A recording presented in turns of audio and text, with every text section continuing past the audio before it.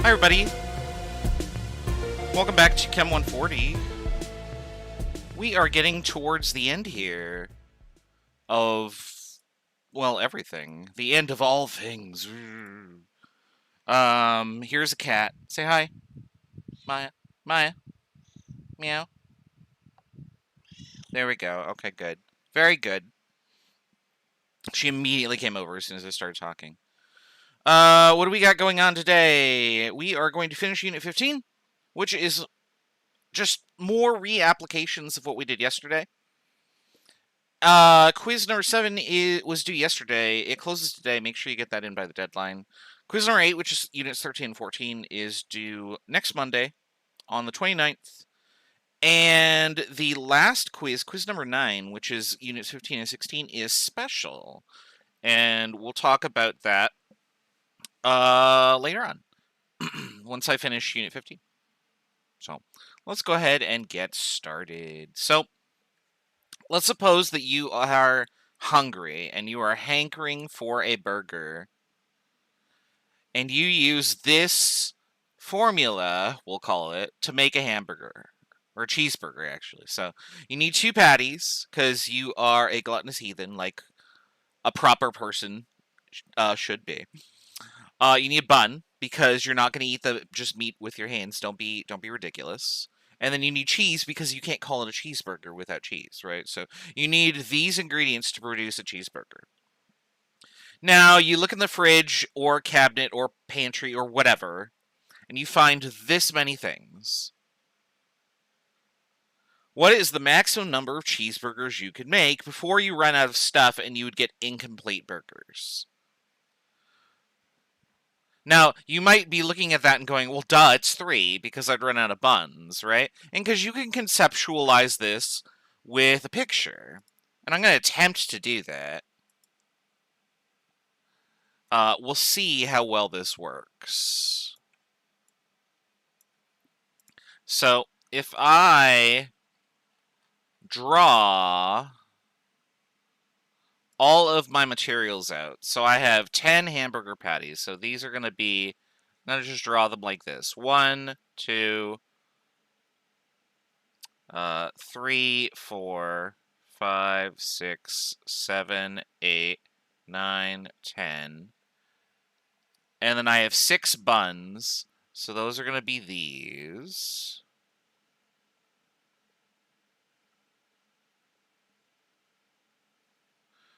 I don't know. That looks like a hamburger bun, right? I just realized that we only need 1 bun and not 2, so this is not going to be my limiting reactant. So I have 6 of these, so I'm going to go paste, paste, paste, paste, paste, paste. There we go. And then I have 8 slices of cheese. So we'll do that. There's my Swiss cheese.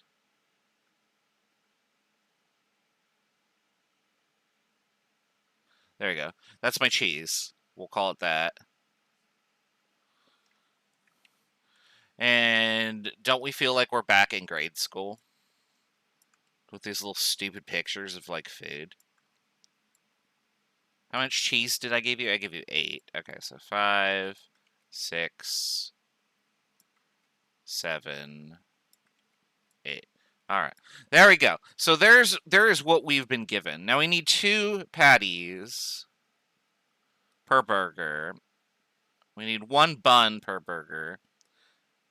And we need 1 cheese per burger, right? So how many burgers can you make? Well, you can only make a burger if the whole thing is done, right? So I can make 1, 2, 3, 4, 5 burgers. The last one doesn't have a patty, and the last 2 just are cheese. Those aren't burgers at all. They're just cheese, right? So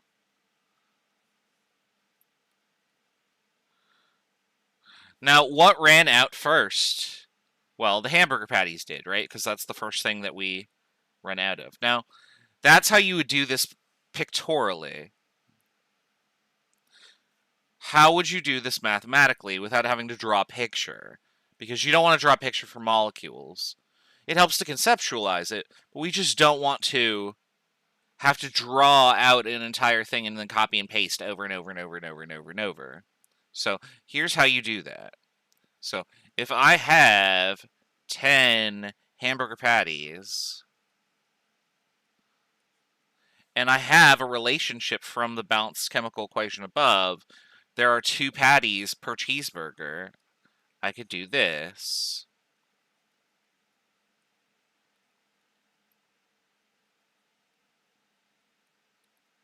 And then those units cancel out, and 10 divided by 2 is 5 cheeseburgers.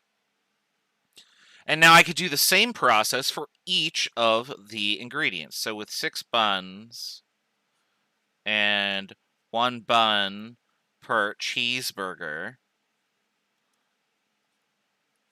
I could make 6 cheeseburgers if buns limited what I had. And then finally, with the cheese,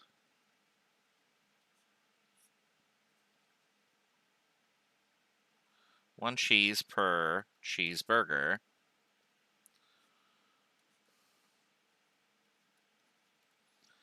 is 8 cheeseburgers.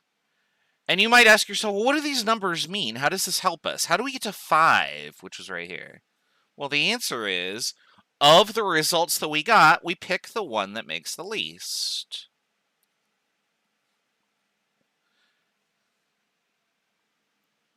Because what we are doing when we do this calculation and when we do stoichiometry is we are assuming that the other ingredients that aren't mentioned are in excess. Remember how yesterday I was saying all the time that one of the ingredients will give you a number and then the other one's in excess? There will be abundant of it. Like, there's so much, you don't need to worry about it.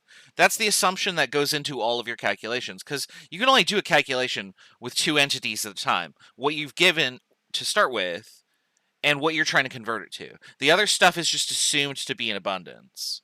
So when I do the patty calculation here, it is assumed that I have all the cheese and buns that I could ever need. Sorry, not meat. I'm thinking of hamburgers now. If you have all the cheese and buns ever, but you still only have 10 patties, well, then you run out of hamburgers, right? And then you just end up with this situation. You could have all the buns you want, but if you don't have any more meat, you can't make a burger. Down here, for our bun calculation, if buns were limited and everything else was in abundance, I could make at most 6. And if cheese was limited and everything else was in abundance, I could make at most 8. The way that you resolve the situation to say, oh, well, I have limited amounts of everything, what's the actual limit? Which one of these is the limiting reactant? And the answer is, well, you do the calculation for everything, and then you take the smallest number at the end. Now, there are shorter methods for doing these types of calculations. I'm going to show you the long way, because every time I show somebody the short way, half the class gets confused. So we're basically going to just run through the problem for however many ingredients there are. Generally, it's going to be twice. And then when you get to the very end, whichever thing makes less product is the limiting reactant. So that's our mission today, is we are going to look at reactions that do not have a substance in abundance. Instead, both quantities are presented, and then we just do the calculation twice. And this is known as the limiting reactant. So we're going to walk through a few of these. Let's show a practical example for a simple reaction like water. So if I mix hydrogen gas and oxygen gas together, I get water. If I were to write these out as moles, it'd look like this. And if I were to convert those to masses, that would look like this. Because 2 moles H2 at 2 grams per mole is 4 grams. And 1 mole of oxygen is 32 grams per mole. So adding those substances together, 4 grams of hydrogen, 32 grams of oxygen in a balloon, I light it on fire, it explodes. I made 36 grams of water by doing the reaction. Now, if I had these amounts, everything would be completely used up, and the water would be the only thing left in the balloon. But let's suppose that I accidentally added a little bit too much. So instead of adding the correct amounts, 4 and 32, oops, I'm trying to click on the thing here. So these are my correct amounts. Instead, I did this, 4 and 40. So I have too much oxygen. What that means is that I go through all my hydrogen, and I make water. I make the same amount of water because I have the same amount of hydrogen, and I use the same amount of oxygen. I use 32, but I would have some oxygen just left over. Just like in our situation here with our burger, I have stuff that's left over. This is in excess, this stuff over here.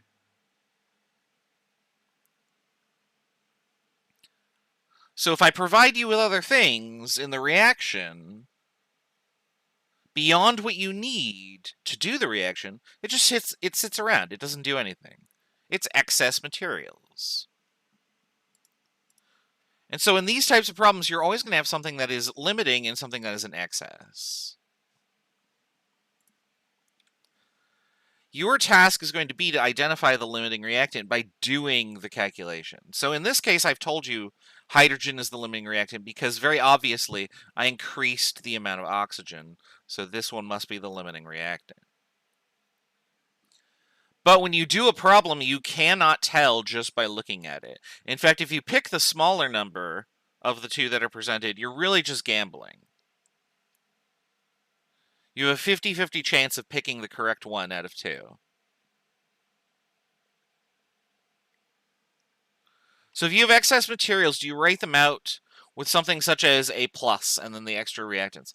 So you could, but in a chemical equation, the intent is that this expression right here is written in such a way that there are no excess materials that are implied. Now, of course, if you choose to do the reaction and you are measuring things out, you're never going to get down to the last molecule of equality. You're always going to have one of them limit the other. Generally speaking, you want to have that happen beyond your sig figs, where your error is, and then it doesn't really affect your calculation very much. So, pragmatically speaking, there will always be a limiting reactant. You will always be short on something, even if it's just a few molecules or a few 100 million molecules or whatever. But practically, when we write out reactions, the intent is that it is perfectly balanced. We have exactly 2 moles of hydrogen and exactly 1 mole of oxygen makes exactly 2 moles of H2O. So there's no need to write, oh, here's where the extra one is.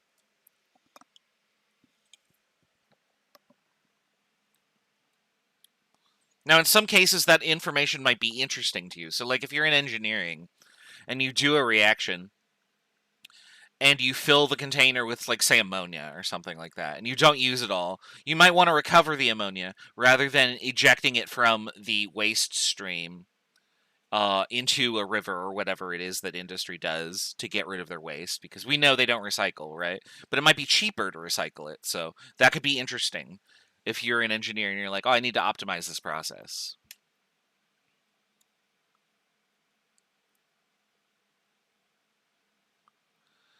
All right, so here's how you do limiting reactant problems. Now, this looks like it's a directions list, but really what you're doing is the same problem twice, and this is just telling you that. So, when you are given multiple reactants, turn them both to moles, and then convert them to moles of a product,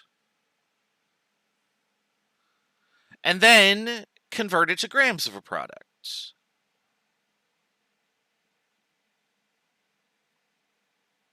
Now, my slides are saying that you can just stop by looking at moles, and that's true, but we're going to turn everything into grams just because it is the thing that is conceptually easier for students to grasp. So I'm going to do all the calculations by turning everything all the way to the end, and then we'll just circle the one that's smaller, and that's the limiting reactant. So let's do an example here. I have 40 grams of methanol and 46 grams of oxygen. How much CO2 is made? Now, we're going to have to use both to make CO2 because I need the methanol and I need the oxygen. But which one runs out first? Which one is the limiting reactant? Well, let's do an example to show this. Sadly, it is time to get rid of the hamburgers. Or maybe you are happy about this, I don't know, because you hate fun and hamburgers. Uh-oh, the hamburgers have persisted because I have 12 layers in Photoshop now. Merge the layers and destroy the layers. There we go.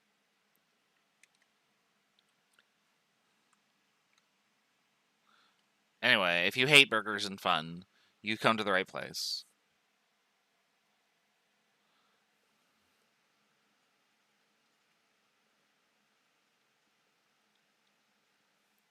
So I got 40 grams of methanol, and I've got 46 grams of oxygen.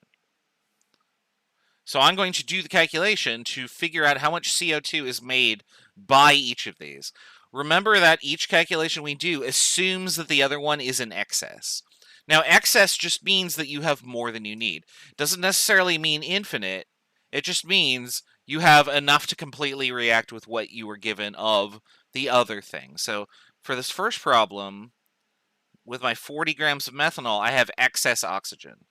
I don't have to worry about running out of oxygen. So what's the maximum amount of CO2 I can make with the methanol? So we're going to convert grams of methanol to moles.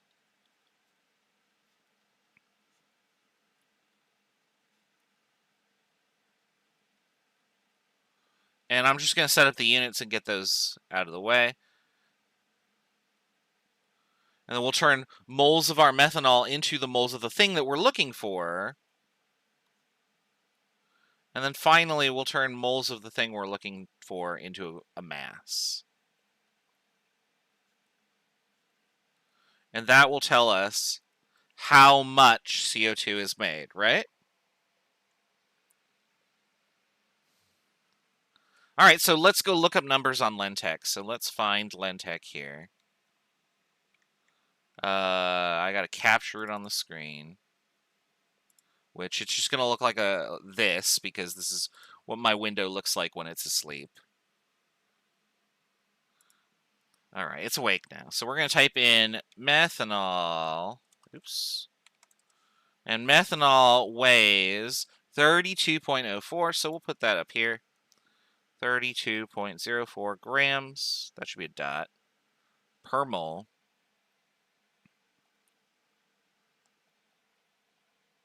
And then I already have it open, so we might as well do CO2 while I'm at it. So I got CO2, not COO2. Typing in all sorts of random shit today. We got 44.01 grams per mole CO2.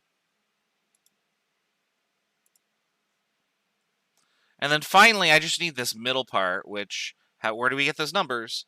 From the balanced chemical equation, right? So how many methanol for how many CO2? So for every 2 methanol I put in, I get 2 CO2 out. Now those numbers will cancel each other out, so I might as well just draw lines through them. 2 divided by 2 is 1, so we don't even have to type that in the calculator.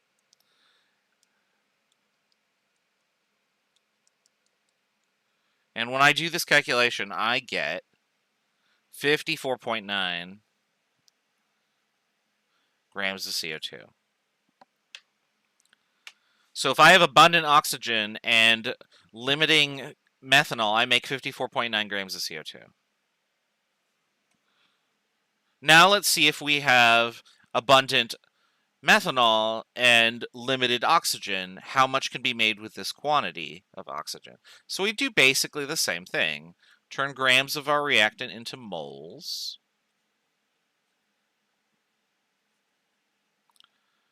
And then we'll turn moles of the reactant into moles of the target product.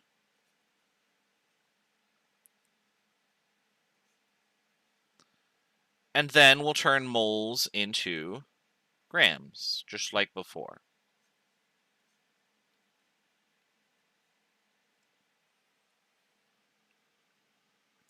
And now I just got to run all the numbers. So CO2 hasn't changed, so this is going to be the same number as above. I can go type in the numbers in Lentech for oxygen, and you get that.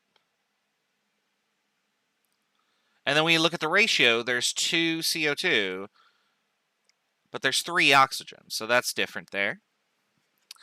And now we can type all that in the calculator and get that calculation going too.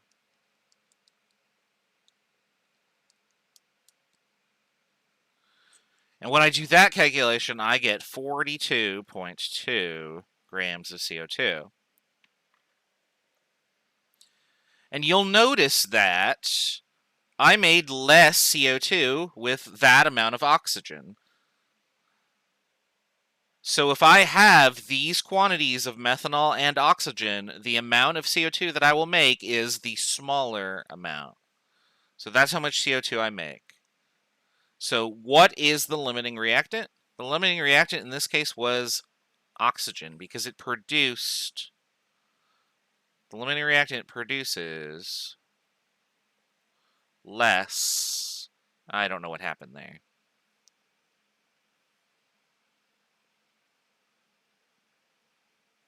Product.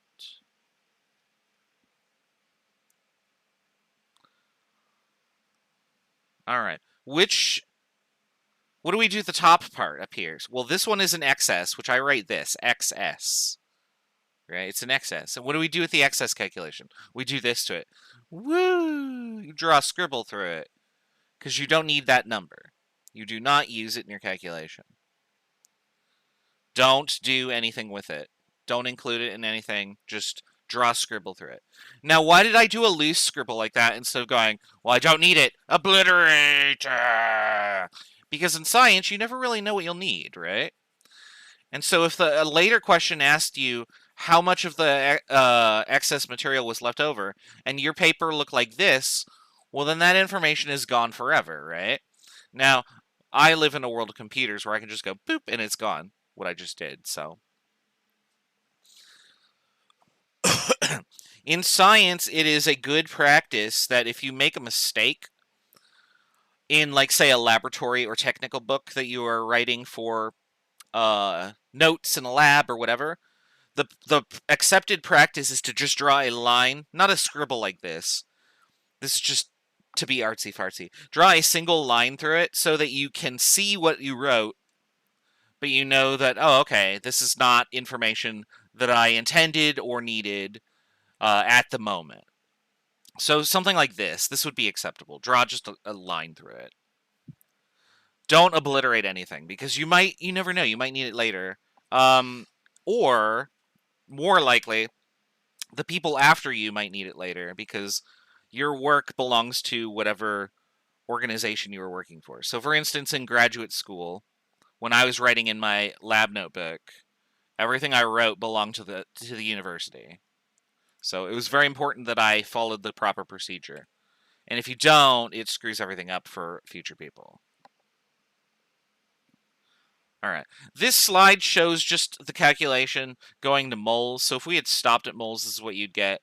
But if you go to grams, you get the amounts that we got. So we got 42.2 grams CO2. And then for the other one, we got 54.9. And so you can do that check there if you would like.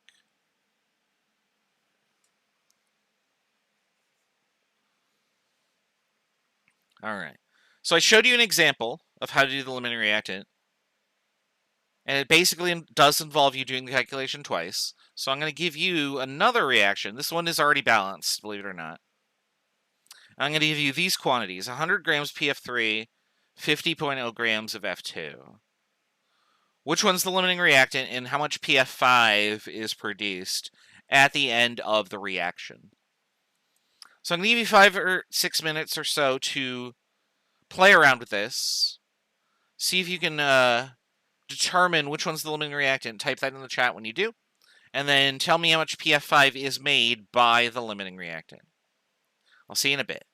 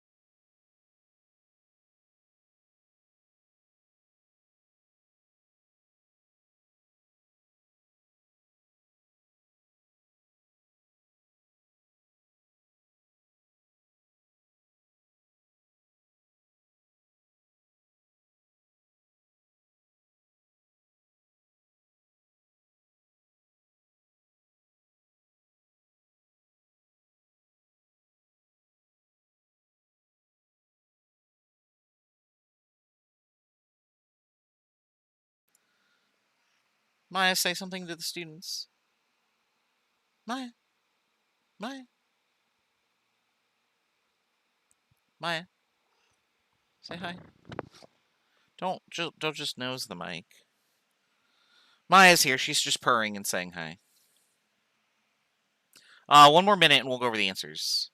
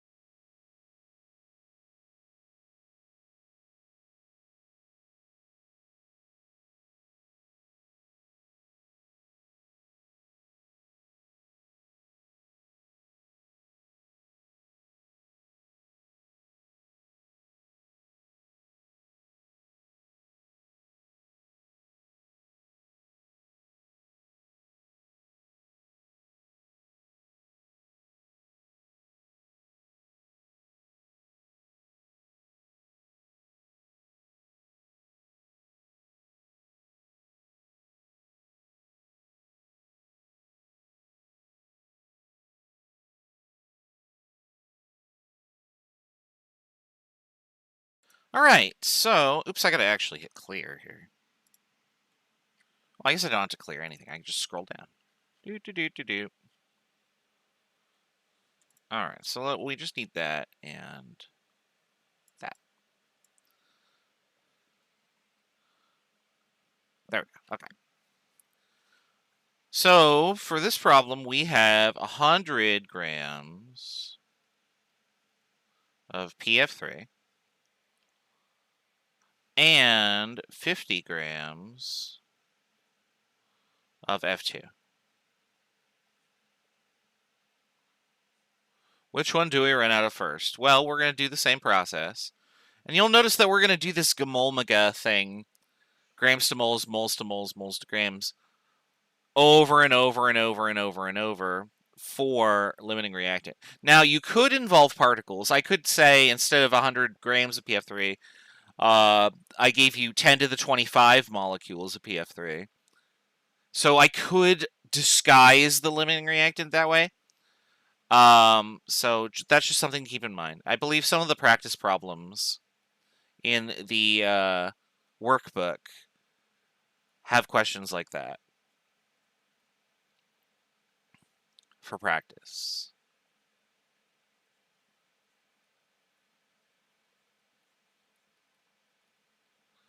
So we got moles of PF3, turns into moles of PF5, turns into grams of PF5. And so now we just got to go and fill in numbers. So we'll look up the molar mass for PF3, and Lentex says 87.97 grams per mole. And then for PF5, 1 mole of PF5 is 127. Oh, no, that's wrong. 125.97.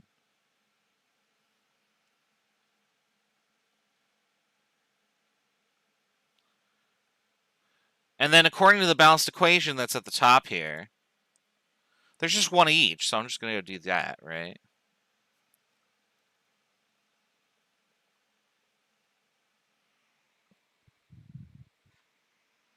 So let's punch in all the numbers into the calculator, and I get 143.2 grams PF5.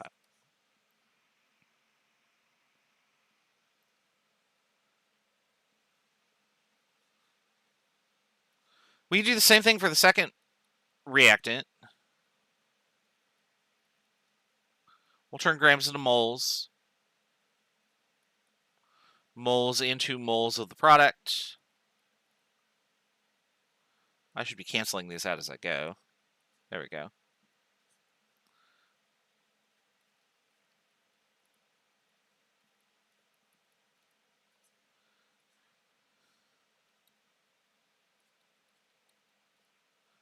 And then we'll just fill in all the numbers. This one's the same.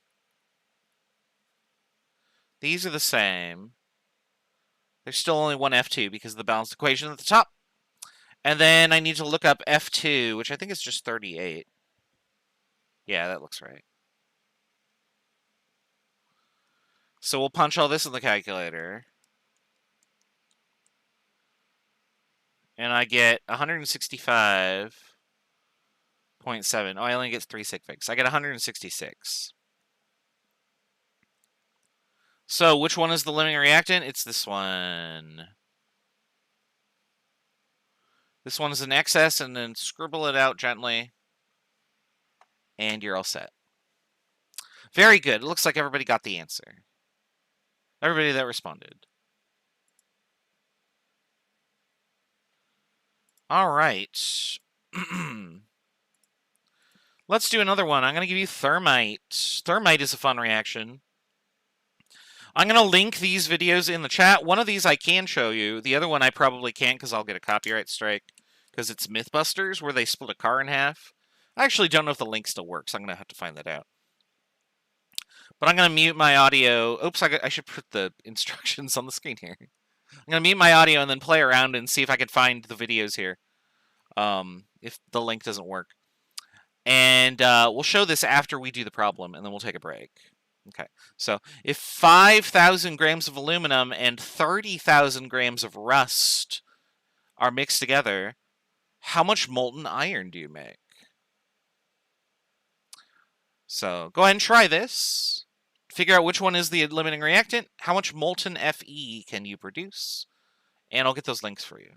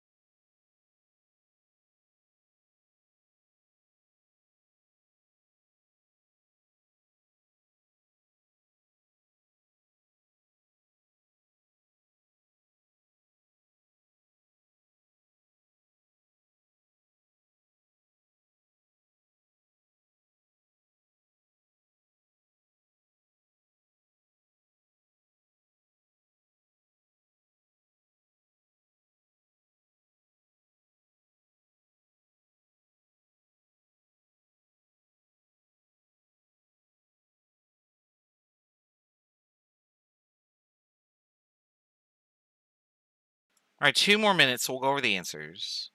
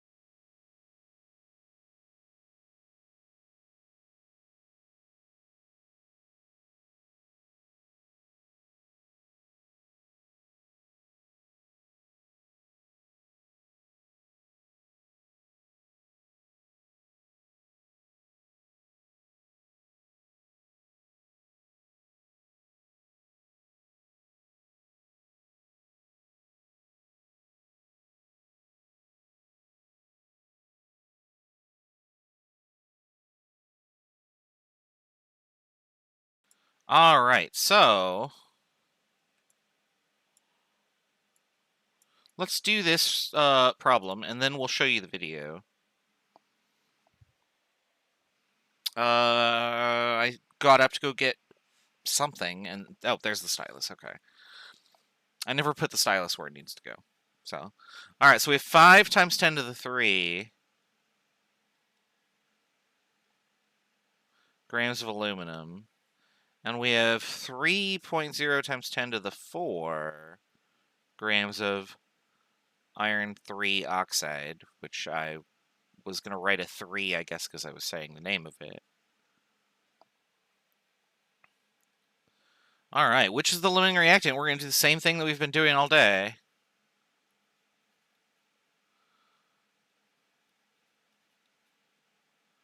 So we'll turn grams of aluminum into moles.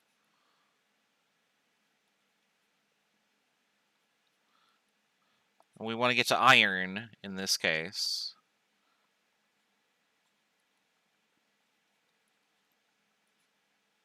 So there we go. How many grams of iron are there per mole? 55.845 according to the periodic table.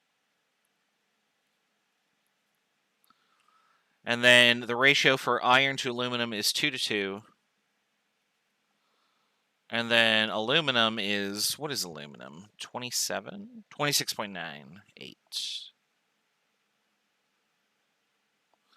There we go. I'm just writing all the numbers down. You don't need that many. These 2's are not helpful to us because they cancel. Now we can just punch everything in. So 5 times 10 to the 3. 55.845 divided by 26.982.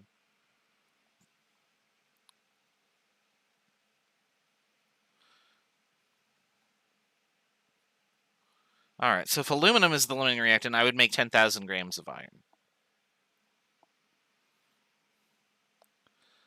Now let's do the rest.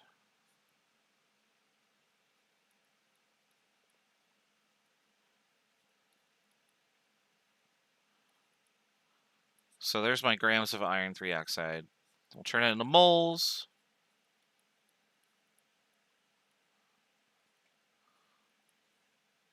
We'll turn that into moles of iron. Now you might notice, why is Wes writing out all the units every time? It's so I don't get lost in the calculation. Don't just write numbers. Make sure you're writing out all the units every time. I know it's slower, but when you write numbers next to things, so like I immediately know what to write here. Because it says grams of iron, so I'm writing the number for grams of iron per mole. If you just wrote G over moles, you might be like, well, of what? And you wouldn't know what to write. So write out all the units every time like I do. It's definitely will save you in the long run. There's my balanced equation. 2 moles of iron per mole of Fe2O3. You can see that at the top, the coefficients. And then I got to look this one up on Lentech. I don't know what iron 3 oxide is. That's the wrong window. That's the wrong window.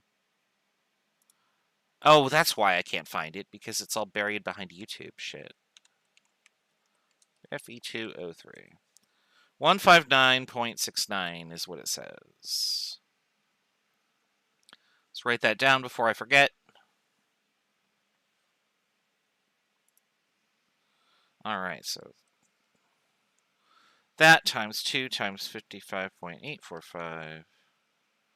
159.69. And for this one, I get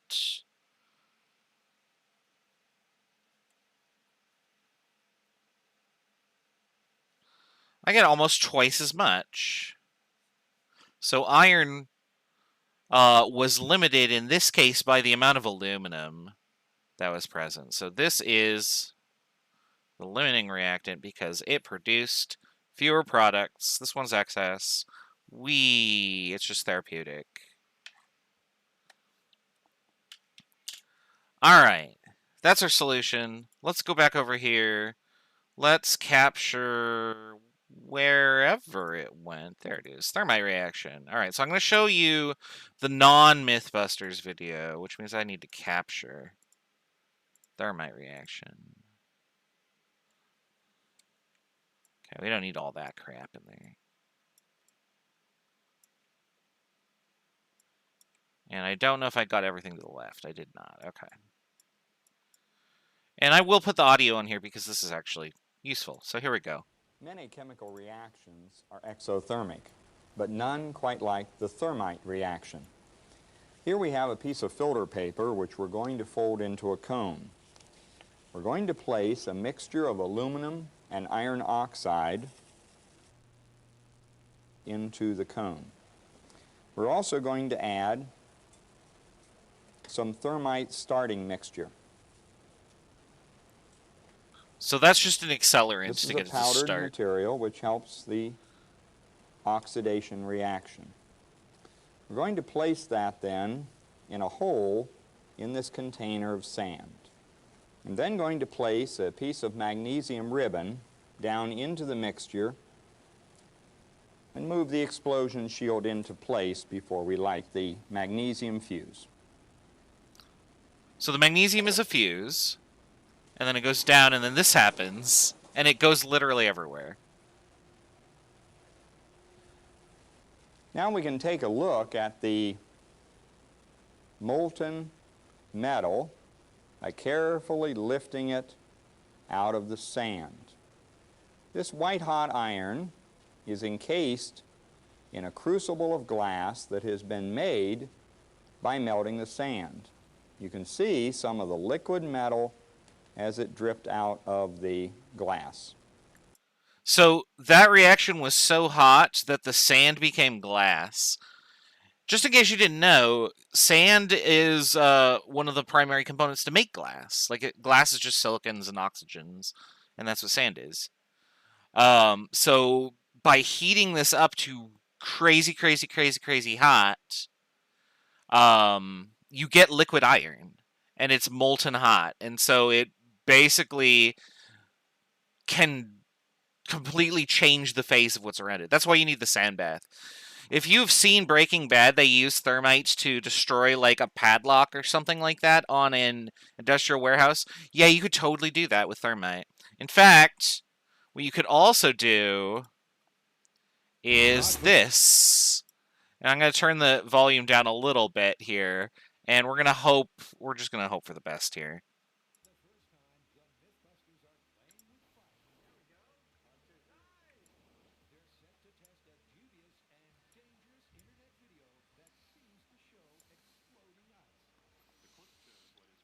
Oh, you don't have any audio because I have it turned down very low.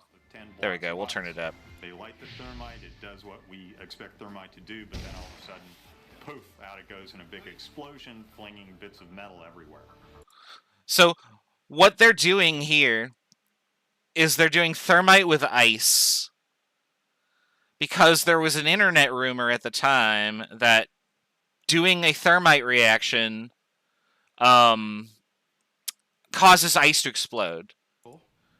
This guy is the most unhappy person ever. All right, well.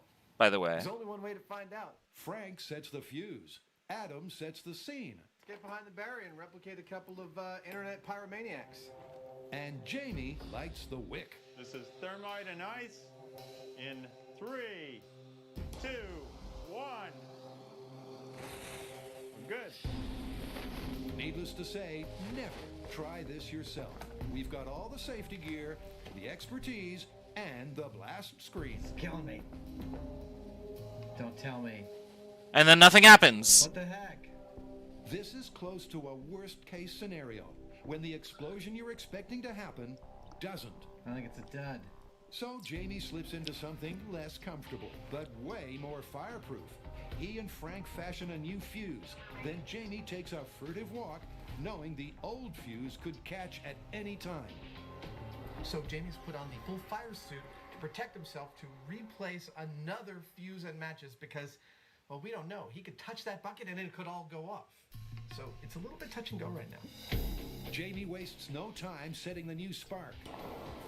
He's lit it. Let's hope it stays lit. This experiment should confirm or bust the myth of exploding ice. Well, looks like the match is going off. There it goes. Thermite!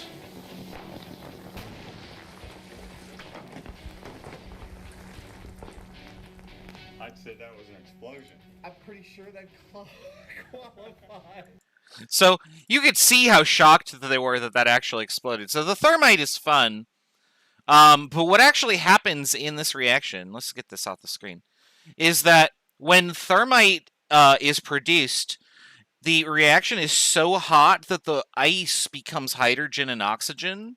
Like it decomposes the water into its constituent elements, which then cools down just enough for the reaction to want to recombine. And then it explodes. So, yeah, you're breaking apart water and then refusing those elements back together, which produces an explosion.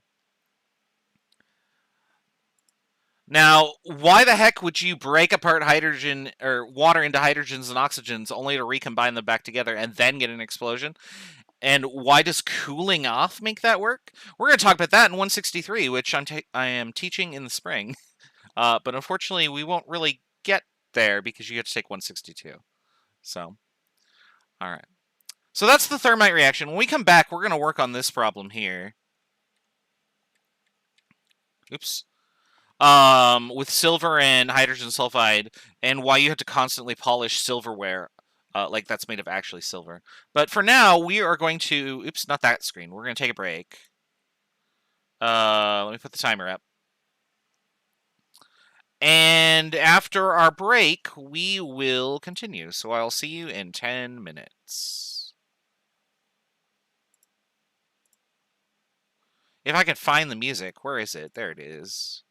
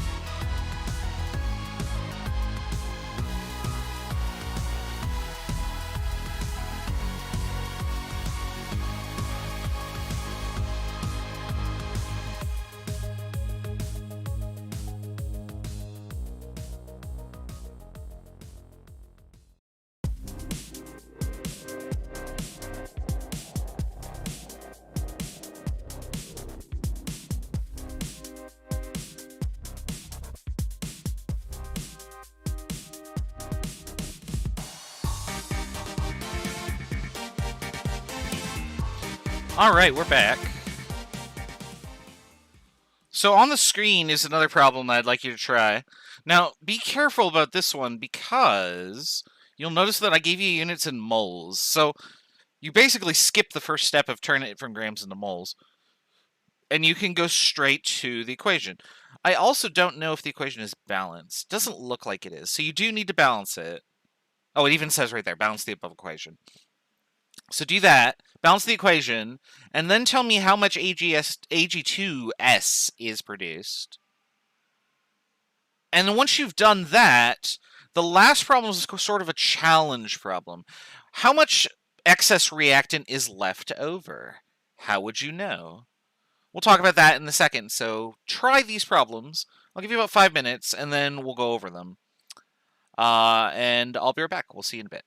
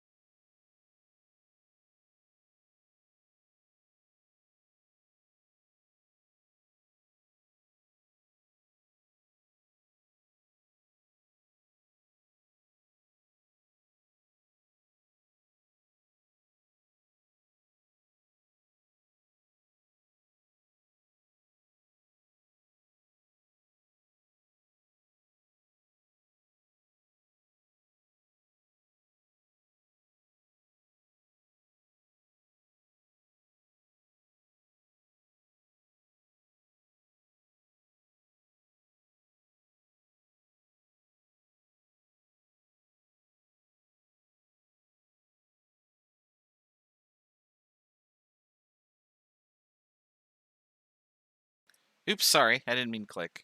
Let's do 2 more minutes or so, and we'll go over the answer.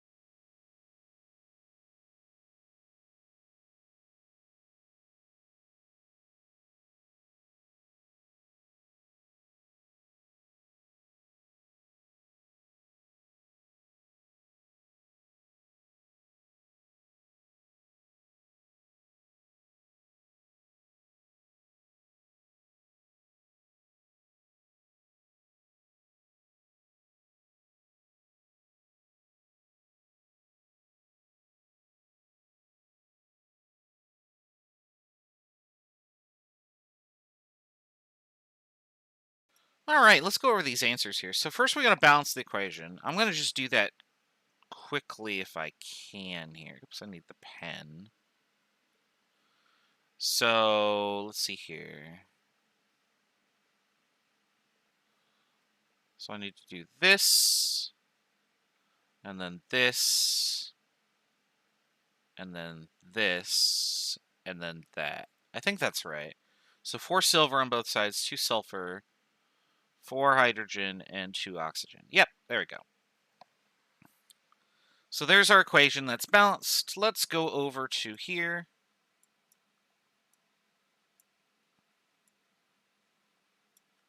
And we'll put that first one on the screen for now.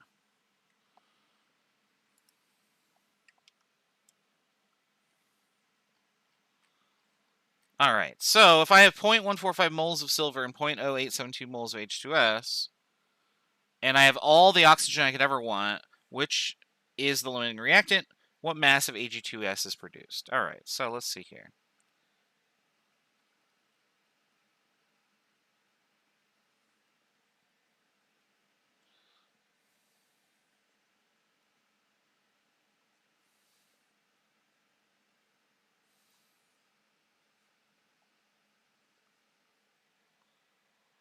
And so I could say, oh, well, if I know the number of moles of silver, I know the number of moles of Ag2S.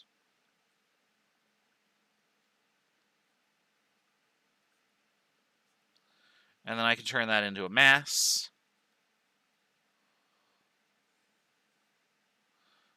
That should be a G.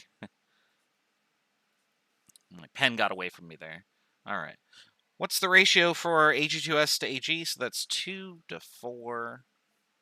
And then how many grams of Ag2S are in a mole? That would be, where's Lentech? There we go. Ag2S. 247.80.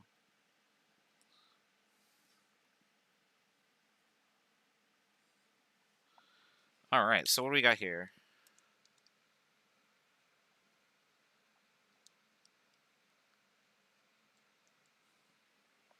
I got 18.0.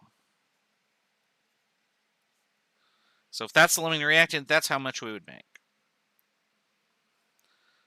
What about H2S?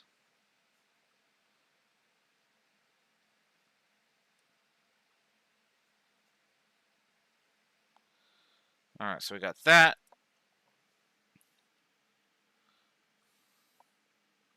And then we have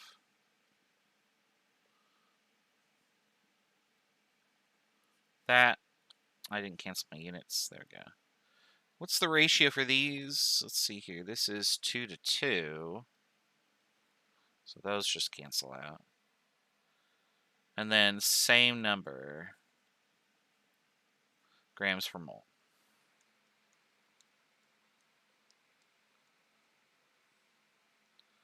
And I get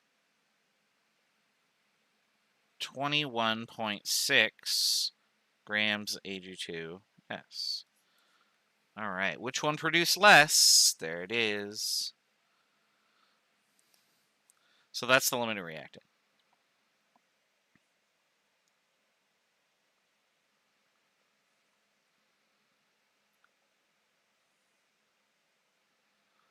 All right, so which one is in excess? That's the H2S, right? Now, I'm going to go like this because that's what we've been doing, but we're going to need this information to answer this last question, which is how much of the excess reactant is left over? So I'm going to move this up just a little bit like that. All right, so what is the excess reactant and what does it contribute? Well, if I got 21.6 grams of Ag2S, the first 18, which would be these 18 right here, would come from both, and then the remainder would come only from the excess reactant, right? So I could compare these two numbers together and say 21.6 minus 18.0 makes 3.6 grams of Ag2S from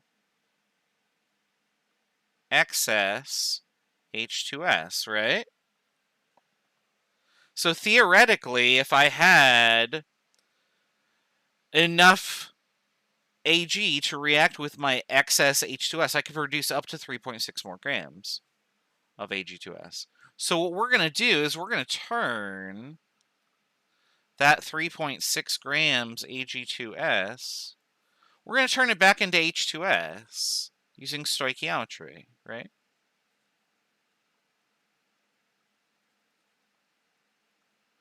Because if I know how much Ag2S was made from the excess material, I could just do the calculation backward.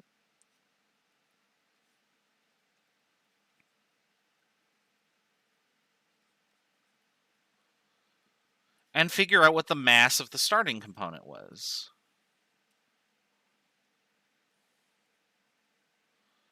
And there you go. So once we've got grams H2S, this would be the excess that was left over, because what is left over could potentially have made this extra stuff, which we're starting our problem with. So we'll do the calculation. This is still, oops, I got the numbers mixed up. This is still 247.80 grams per mole of Ag2S. According to the balanced chemical equation, the ratio for H2S and Ag2S is 2 to 2. So we'll just put that back. And then how many grams of H2S are there per mole? Well, I don't know. 34.08 is what it says.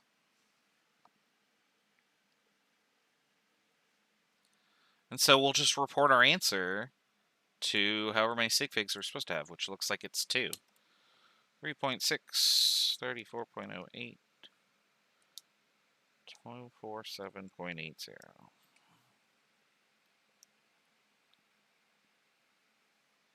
And that's what I got.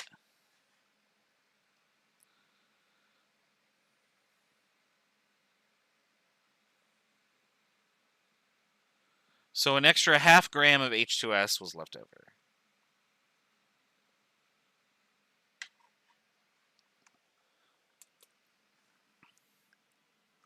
Now, that's an extra challenging problem. I just put that in there so you could see that you could do these questions backwards and forwards.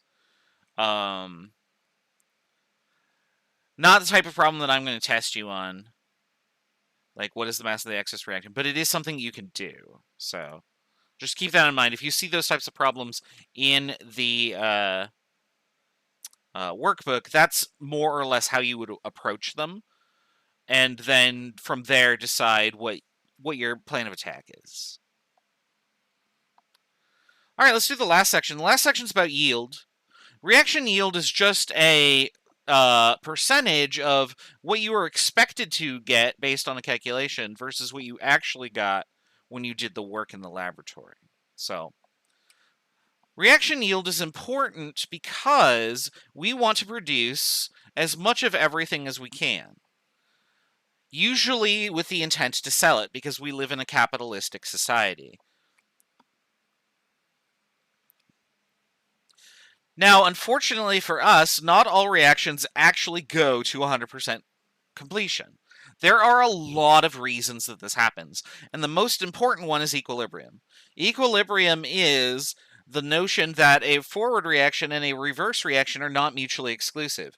Just like when we were talking about the thermite and how you could decompose water and then immediately react and combust it again.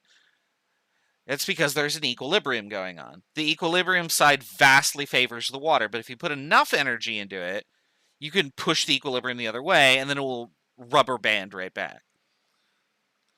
All reactions to some extent will do this. If you have too many products, they will tend to react with each other, and you'll make a few reactants. Depending on the reaction and the energy in the of the substances involved, that can be very detrimental to your reaction's percentage. And we'll talk about that later in 163. What if you heat a reaction so that it's too hot?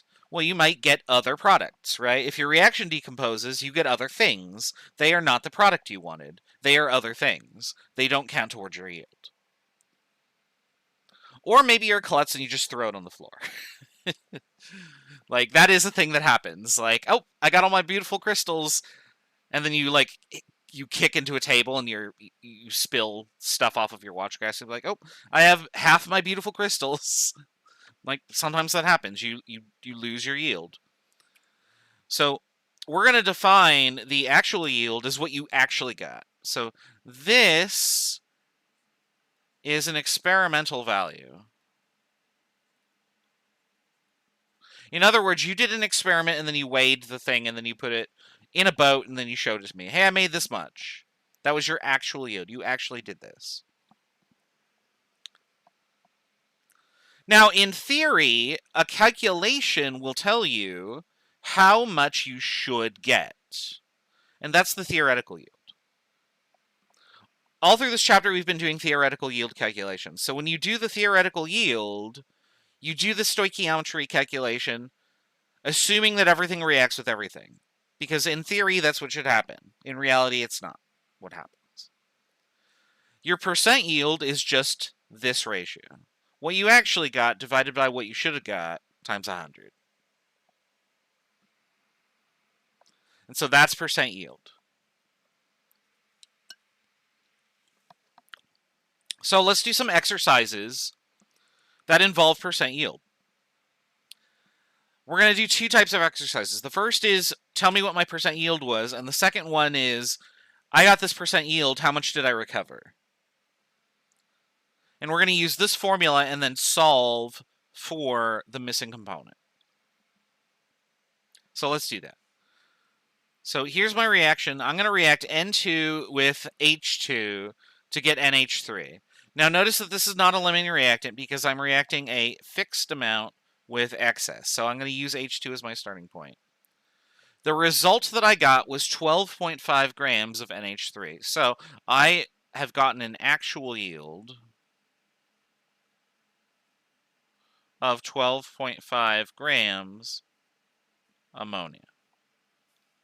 Now, in theory, I would get some amount. I don't know what that amount is yet because I haven't done the calculation. Oh my goodness, this was working so well earlier, and now it's not. There we go. So what I need to do is figure out what the theoretical yield of my substance is. And so let's do that.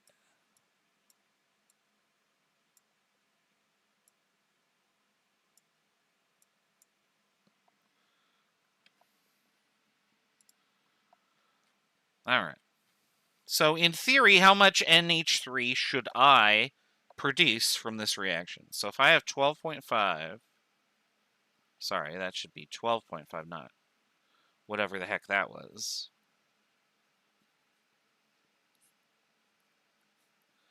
And I do the stoichiometry. Well, we turn grams of hydrogen into moles. We'll do our gamol. Maga.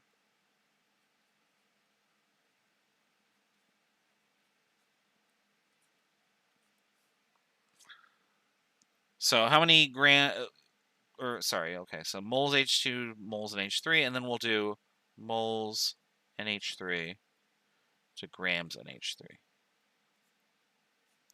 There we go. Now we'll fill in the numbers. So H2, how many moles, or how many grams in a mole of H2? 2.016. Cool. And then what is the ratio between H2 and NH3? So there are 3 H2 per 2 moles NH3. That's from the balanced chemical equation again. And then we need one more for Lentech. What's the molar mass of ammonia? 17.03.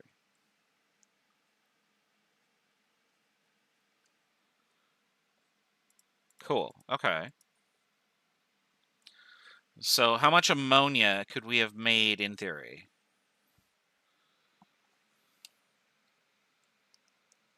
Oops, I have extra calculator characters. Let's do that divided by that times that. I'm not convinced I typed that incorrectly. Hold on. Oh, I see the issue. Okay. I had a number that was way too big. So I made a mistake here. This number isn't 12.5 because I didn't read the problem correctly. You might have said that, but the chat is hiding for me. There we go. No, nobody said that. That's okay. I reacted 4.70. So let me put that in red. So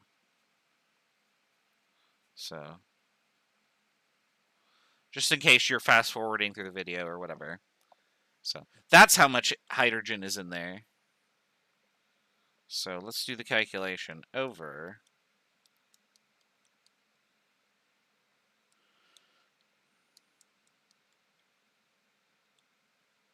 That makes more sense. Okay.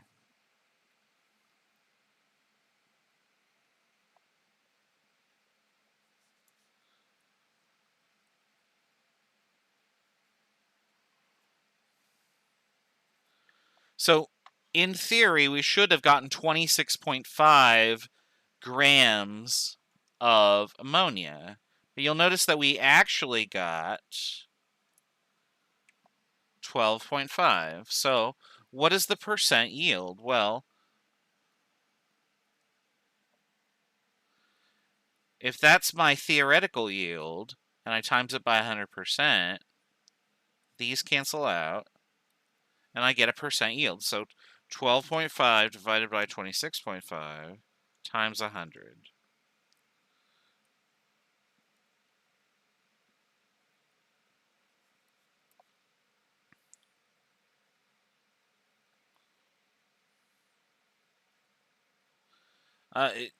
That looks like ye LOL here. Let me try that again. Oh, pen, why? Why is this a thing that's happening? Oops. Percent yield. All right. Couldn't even see me writing percent yield because I went off the canvas. There it is. All right. So that's how you calculate a percent yield. So step 1, identify the actual yield. Step 2, calculate the theoretical yield, which you have to do calculation for. We did that below. Step 3, put them together to find the percent yield. So that's the first type of problem that you'll see for this topic for percent yield.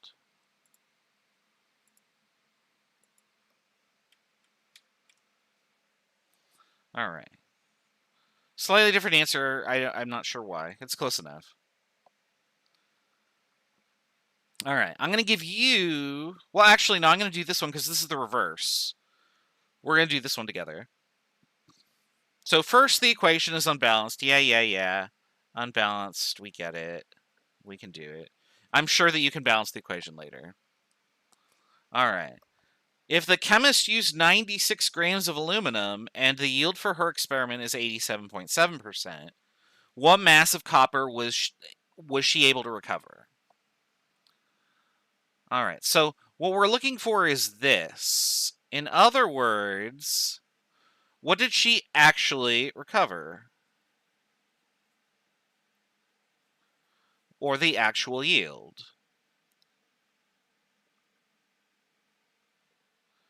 We need to solve for the actual yield. So if I write the percent yield expression,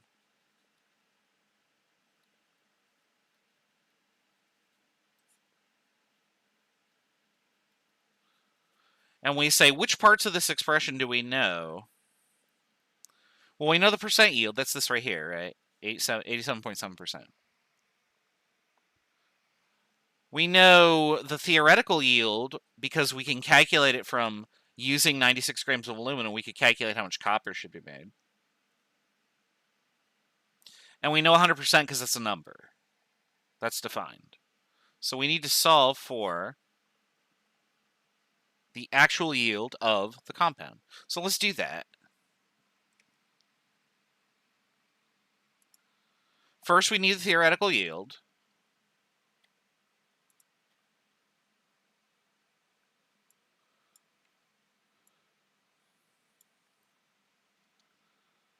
So for this experiment, if I'm given 96 grams of aluminum, and I want to figure out how much copper was made, we can do that. So we'll turn grams into moles. We'll turn moles of aluminum into moles of the product, which is copper.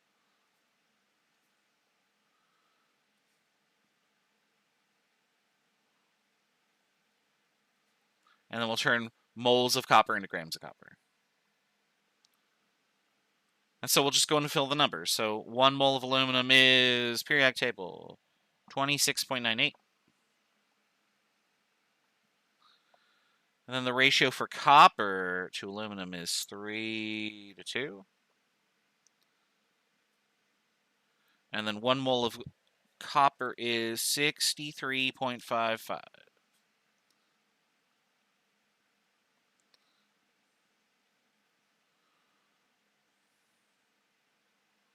And when we do this, we'll get the theoretical yield.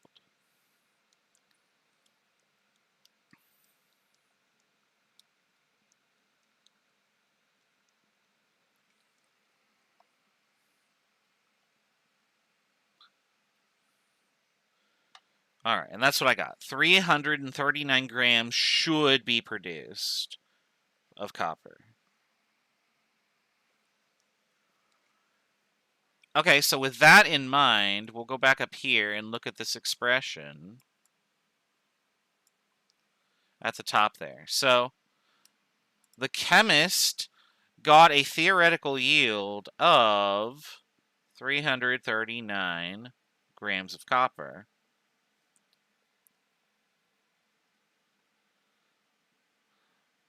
They were able to recover some number of grams of copper times 100%, and this equaled their percent yield, 87.7%.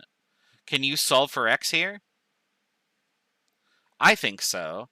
We're just going to multiply both sides by 339 grams and divide by 100%, and that's going to look like this. X equals 87.7 over 100. And so these percentages cancel out, times 339 grams copper.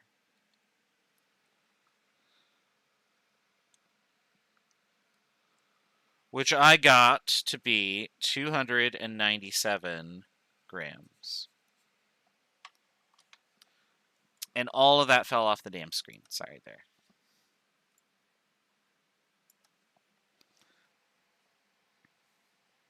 So again, we're just rearranging the percent yield expression to solve for the actual yield, which I have indexed as x there.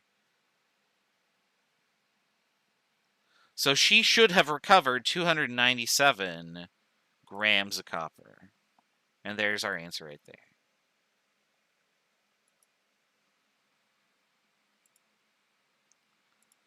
I'll hit clear, so that's on the screen there. And there you go. So I'm going to give you one problem to try. There are both examples here. So again, unbalanced equation, because sometimes you just don't have balanced equations. So balance the equation first. First, I want you to tell me what the amount of silver was made if adding 25 grams of zinc to the silver nitrate solution gives you a 72% yield of silver.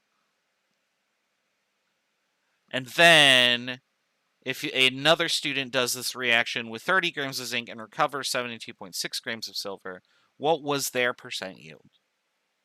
Okay, so do both the problems. We'll go over the answers. This is the last slide for Unit 15, so after this, we're done for the day. So 5 or so minutes, and we'll be back to check out on you. See you in a bit.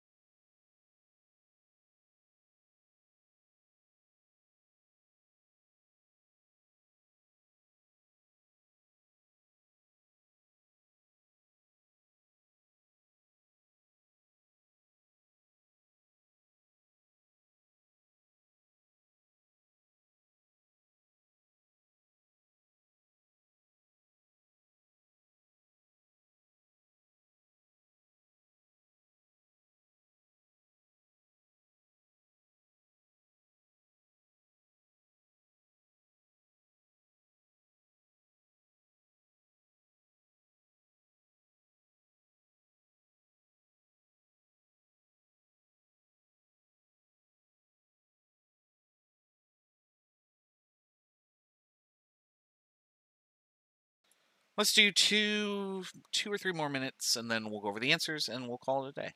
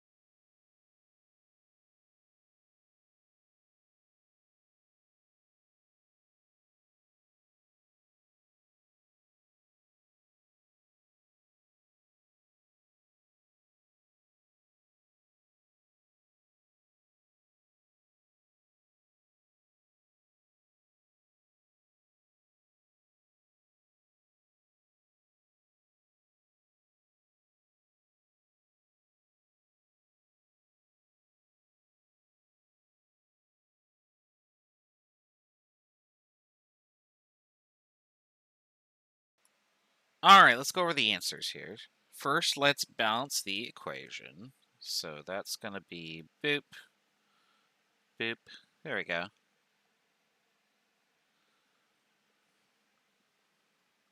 And then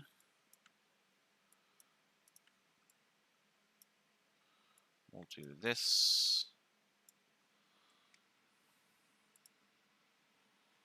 Oh, I ran out of space, so let's just erase everything. Goodbye.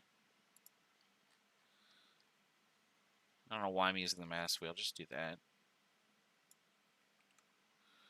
All right, so I'm going to add 25 grams of zinc to the container, and I want to know what mass of silver was made if the percent yield was 72.3. So let's figure out what, in theory, it would be if I made 100% yield. So we'll turn grams into moles.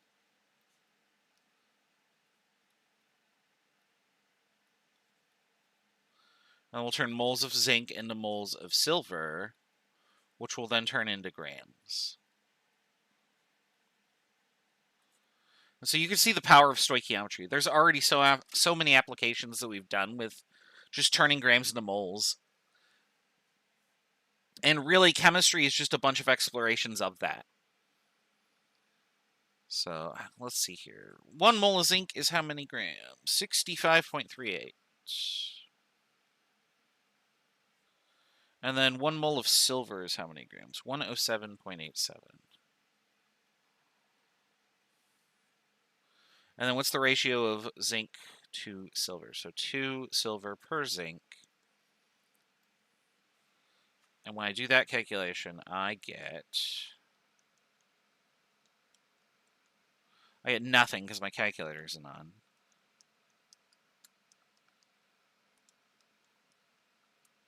Oops. 82.5.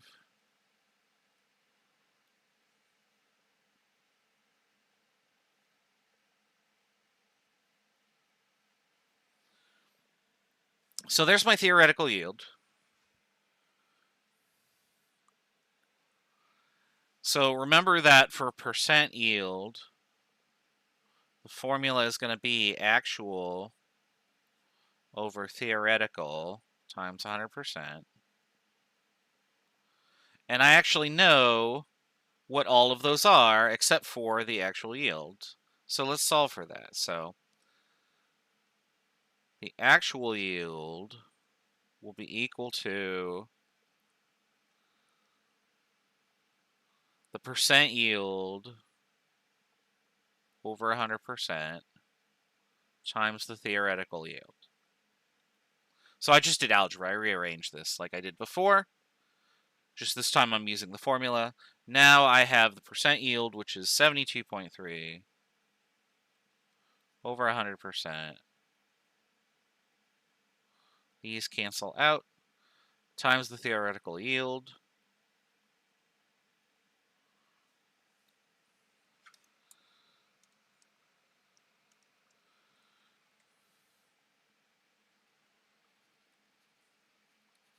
Gives me that. So if I add 25 grams of zinc to a silver nitrate solution that has excess silver nitrate, and I get a 72% or 72.3% yield of silver, I will recover 59.6 grams of silver.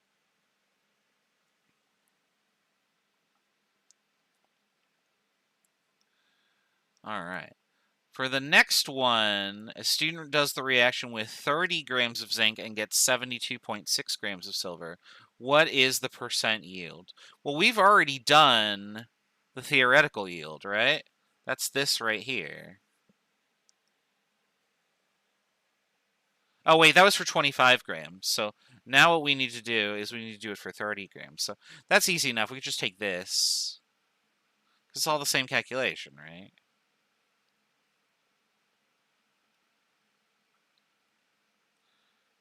We'll just replace it. So instead of 25 grams, we got 30. 30 times 2, 107.87, 65.38. 99.0 is what I got.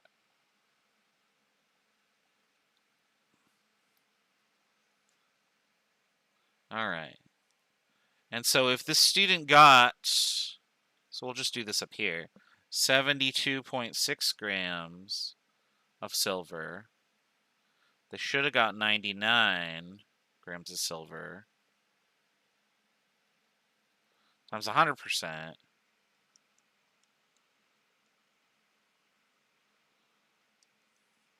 Then they recovered 73.3%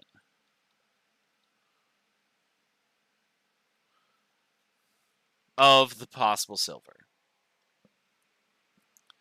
So there you go. Now, when you're doing problems like this, sometimes it is possible to reuse your work, and you absolutely should. Don't reinvent the wheel, right? All right, there's some questions that came up. Let's see here. All we're finding is what the yield would be, then multiplying by the percentage. Yes, that's correct. So if you find the theoretical yield and you only got X percent of that, you just times them together, right? I'm just showing you the algebra to show that what you intuitively want to do works and why it works. Because not all people actually know intuitively that, oh, a percentage times the whole thing is that percentage of the thing, because they might not be proficient with percentage, for example. It's something that we take for granted because we've taken math 86 or whatever it is that you would learn percentage in. But if you just took math 86 last quarter, then yeah, maybe you're not as fluent with it. So me showing all the work can help some people. So that's why I do it. Okay, I think that's everything. Yeah, that's Unit 15, right? Next slide should be my woohoo orc. Are you woohoo orc? Woohoo. All right. There's only one unit left. Isn't that nice? We're almost done. So, what do we got going on next week? Next week is the last week of classes. Believe it or not, you have made it all the way to the end. Almost, anyway. There's still one more week to go. And an exam and a final, which is admittedly a lot of work. But other than that, we're almost done. So make sure to get quiz number 7 in tonight. Make sure to do quiz number 8 by Monday or Tuesday next week. And then get ready for the end of the quarter, because we'll be done before you know it. Blink and you'll miss it. Thanks for coming to the lecture, and have a wonderful Thanksgiving holiday and Indigenous Peoples Month.